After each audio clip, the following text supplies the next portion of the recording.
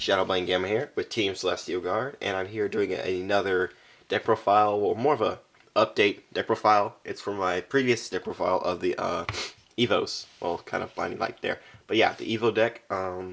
Got the things I needed for the deck, so I'm still tweaking it. I got everything I need for it. It's just as the meta goes on this format, I'll be tweaking it to just match the meta, and depending on which tournaments I'm going to with it, depends how I'm going to make the deck. So this isn't final. Some things you can probably just figure out are final, but for the most part, this is the build I'm running right now. So let's just get on with the deck profile. For the most part, the deck is structurally the same. There's a couple things I changed, but for the most part, it's the same. I'll discuss the things that I changed, but this other stuff that's the same, you just go back in the previous video and just watch these. You can see my explanations and everything. So for the evil tiles, I'm supposed to have 3. Westlow, still the same. That light's getting on my nerves, but who cares? So yeah, there's 3 Westlow. And then we got, split that the frame. There we go. 3 Najasho. Like I said, I was getting 2 more, so I did. This card makes the deck so good. I'll explain the combos with this later on, but yeah, you need to run 3 in this deck. It's way too good. Then for the Swords, I run a 3 Serato. If I can pick up the cards. 2 Diplo, back row removal because you need it. 2 Volcano. It's a monster born. I'll give you a summary of stuff. Elias, part of the reason that Najasho's so broken. I'll discuss this later, but yeah, it's too good. And that's it for the Evo part of the deck. And for the rest of the deck, I still run the Rabbit engine. It's still probably the quickest way, besides Najasho, to go into the Solemn Dragons. So you still need it in there. It makes the deck really good. And plus, if you need to, it's good to have this in there because if you need to side deck, you can just take out all 4 of these and just side deck whatever you need to. So it's really good for that purpose too, or as well. I also played 3 Guaiba, debating whether or not to keep these in there because these are good against certain decks. These will work well, but for other big decks like E-Dragons, they don't really do as much work as I would like. So I might just side these, or I might just add maybe Lances or something into the deck, but for right now, these are still debatable. I still play the One Tsukiyomi, really good. I like having it's like having multiple Book of Moons in the deck. So this card is just really, really good. In some cases it's better, in some cases it's worse than Book of Moon, but it's all just player preference. I like it. So yeah. I'll play 1 Thunder King, really good. Thunder King is always good, especially since it went to 1. If it was at 3, I'd probably still be playing it at 1, even though it's at 2. Yeah, what I'm talking about. But yeah, still good. It's good for just keeping decks under control and not letting them take over. Like E-Dragons, this card's really good against E-Dragons, except Blaster blows them up, but who cares? And then the 1 Gorz, because Gorz is good. No Max Season Veilers, because I couldn't find any room for the Max Season Veilers, because I was just adding things needed, and they just took up space. So I'm probably just going to side maybe like 2 Veilers and 2 Maxis, just in case I need them. And for the spells are I think spells are exactly the same. Still play the 3 Evil Diversity, 3 Evil Force, which is more live in the deck now that I have the Najashos, 2 MSTs, and I'm still running the Deep Prison. I know a comment on my previous video was wondering why the Deep Prison. I'm debating. I keep taking it out and putting it back in.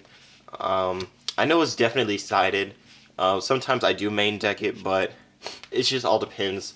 Because I'm watching tournaments and I'm just seeing what's topping, and usually it's E-Dragons, so I prefer to have it in my deck, especially since it's at 1, just to know that it's there.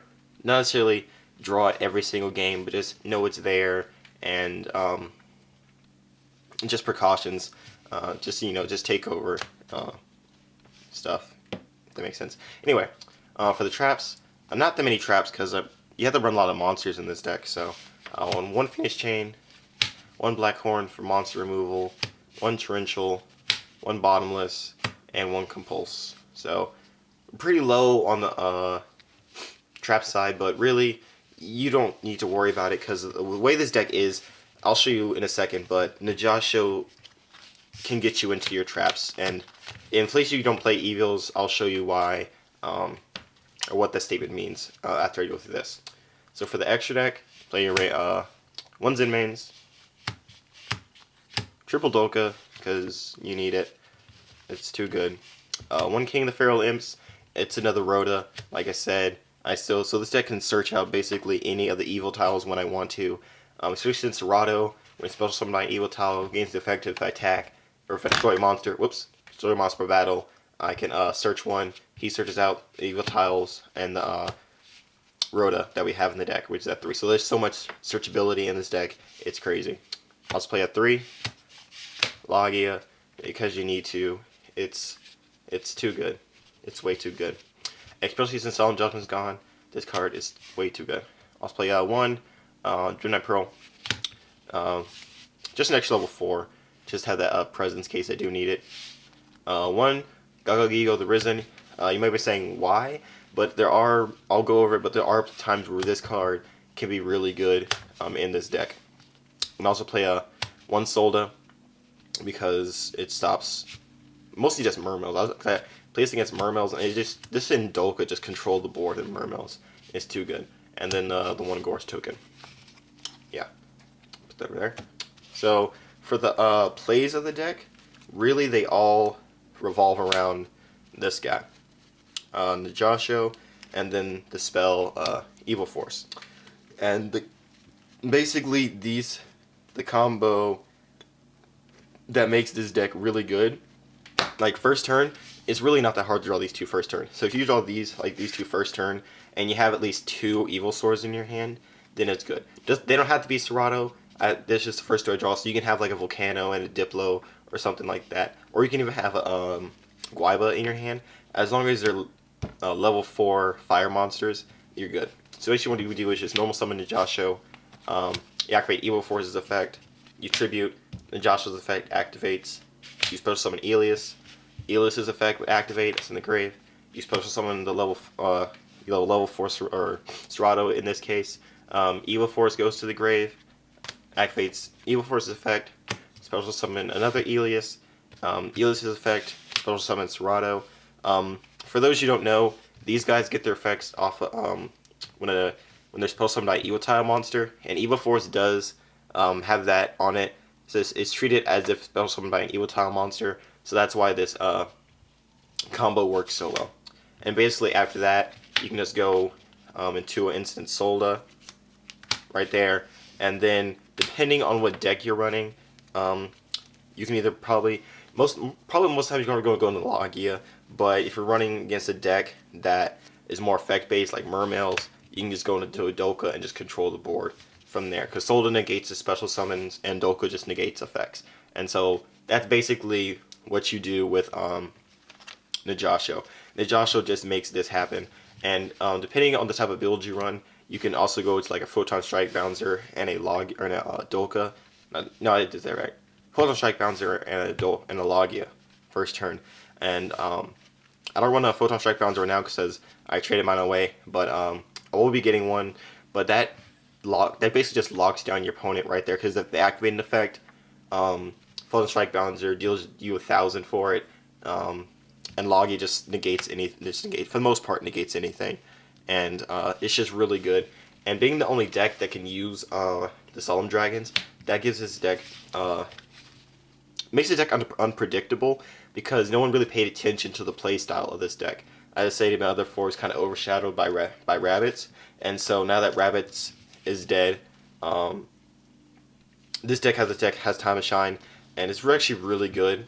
Probably going to take it to regionals. Not sure which one, but probably going to take it there and see how well it does.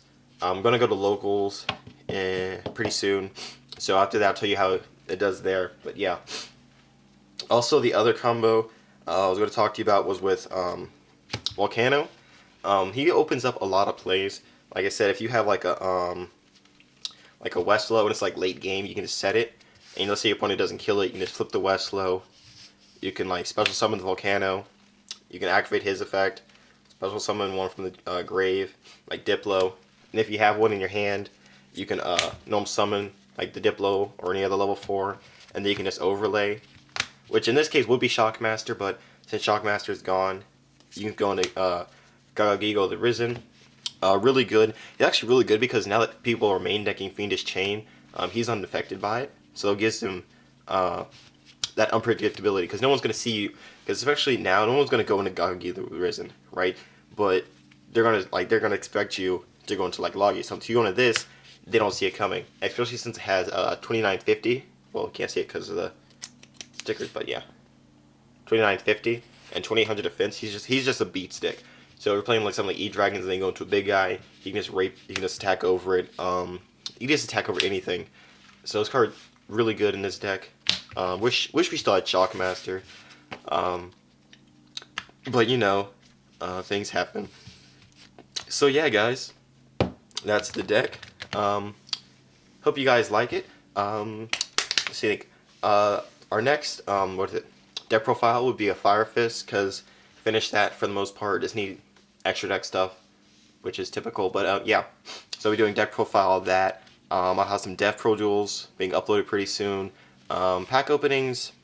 There's nothing really coming out right now, so maybe depends if I can pick something up. I'll do a pack opening. But yeah, I think that's it for right now. So this is Shadowman Gamma with Team Celestial Guard saying peace and see you later.